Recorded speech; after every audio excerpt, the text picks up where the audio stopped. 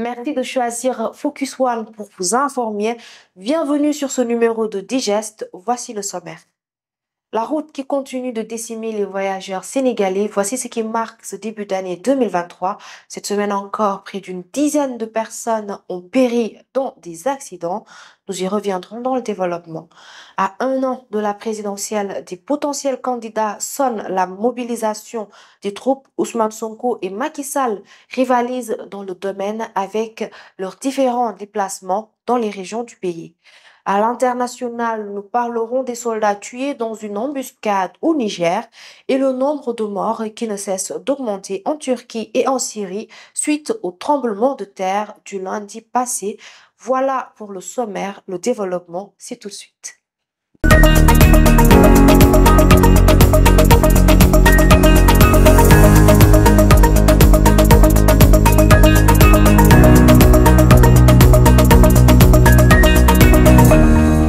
Cette semaine a été particulièrement marquée par de multiples accidents qui ont encore meurtri le pays.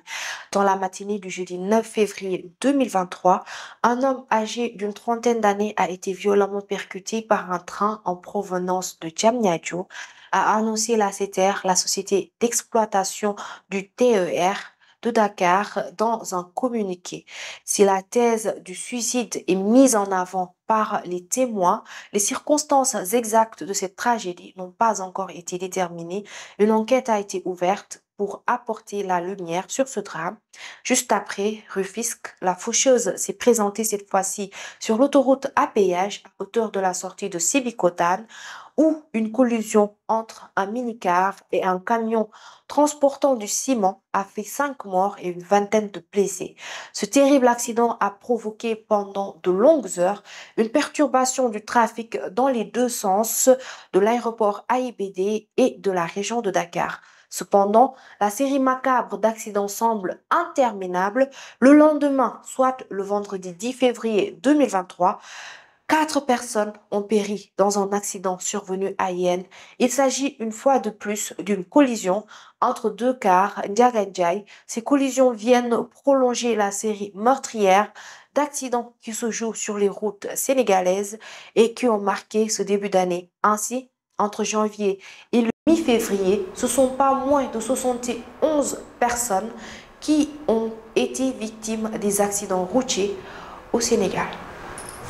À 12 mois de l'élection du président de la République, il règne un climat de campagne électorale au Sénégal, opposant phare à Macky Sall. Ousmane Sonko multiplie les déplacements et draine des foules. Ce samedi, il était dans les locaux des médias Walfadjri, suspendu la veille. Une immense foule l'a accueilli sur les lieux. Le vendredi déjà, son déplacement à Touba puis à Mbacké a retenu l'attention. Le rassemblement prévu à Mbacké a été refusé par le préfet, ce qui présageait déjà une situation tendue dans la région de Diourbel. C'est peu avant 19 heures que le cortège du leader du PASTEF a quitté la ville de Touba pour prendre la direction de Mbacké malgré l'énorme dispositif sécuritaire mis en place pour lui barrer la route. Ousmane Sonko et compagnie, aidés par une foule immense, ont finalement pu aller à Mbacké malgré l'interdiction de son méga meeting au boulevard de Ndoyen. Le leader de PASTEF a effectué une caravane de la station Elton jusqu'à la maison du Khalif des Baye Fall, où il s'est entretenu avec le guide religieux Serigne Amady Fall avant de retourner à Dakar peu après 21 heures. Du rond-point jusqu'à Mbacké, des jeunes manifestants et partisans d'Ousmane Sonko ont brûlé des pneus à de nombreux endroits. Pour disperser la foule, les forces de l'ordre leur ont lancé des grenades lacrymogènes. Parallèlement, le président Macky Sall continue ses tournées dans le pays. Après Tambacounda en décembre, le chef de l'État était à Thiès puis à Saint-Louis. Dans les deux régions, il a inauguré des infrastructures publiques et présidé un conseil des ministres décentralisé. Cependant, c'est certainement la forte mobilisation des militants qu'il accueille à chaque déplacement qui fait parler puisqu'elle est comparée à celle qui accompagne Ousmane Sonko. Le duel entre les deux hommes en vue de la présidentielle semble déjà parlant même de second quinquennat, comme pour dire que la Constitution l'autorise à le faire en meeting politique fin janvier déjà. Le Premier ministre Amadouba répondit à ceux qui le considèrent comme le dauphin et potentiel recours du président, selon lui, n'ont pas de plan A dans leur camp, ni plan B. D'après Amadouba, le seul plan qu'ils ont est Macky Sall, qui sera leur candidat en 2024. Quoi qu'il en soit, l'année 2023 risque d'être mouvementée avec des différentes incertitudes qui pèsent sur le scrutin présidentiel.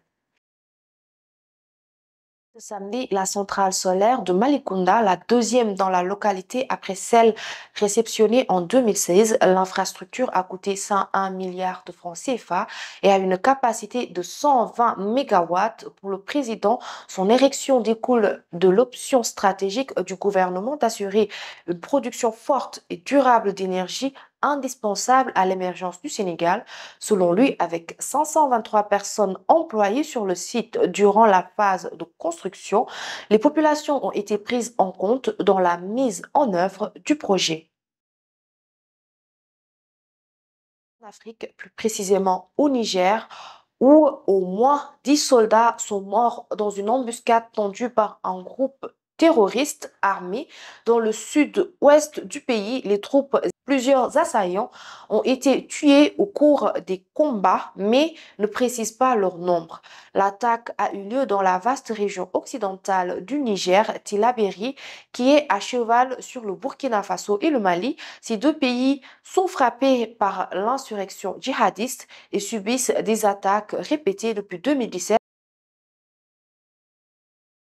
En Turquie et en Syrie, une semaine après le terrible séisme qui a frappé les deux pays, le nombre de morts a atteint les 28 000 ce samedi, selon le président turc Recep Tayyip Erdogan en visite dans le sud-est du pays. 24 617 corps ont été retrouvés à ce stade en Turquie, tandis que les autorités ont dénombré 3 574 morts en Syrie. L'Organisation mondiale pour la santé estime que 26 millions de personnes dans les deux pays pourraient avoir été touchées, dont environ 5 millions de personnes vulnérables, et a lancé samedi un appel urgent pour collecter 42,8 millions de dollars. Les organisations humanitaires s'inquiètent particulièrement de la propagation du choléra réapparu en Syrie. Le gouvernement syrien a autorisé vendredi l'acheminement des aides humanitaires à l'ensemble du pays, y compris les zones tenues par les rebelles où 5,3 millions de personnes risquent de se retrouver sans abri.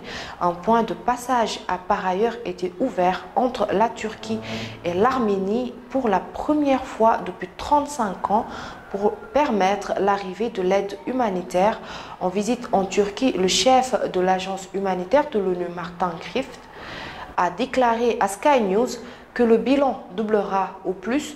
On n'a pas encore réellement commencé à compter le nombre de morts, a-t-il dit. Voilà qui met un terme à ce rendez-vous avec l'information.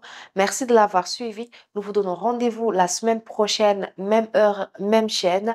D'ici là, restez focus sur les programmes de Focus One.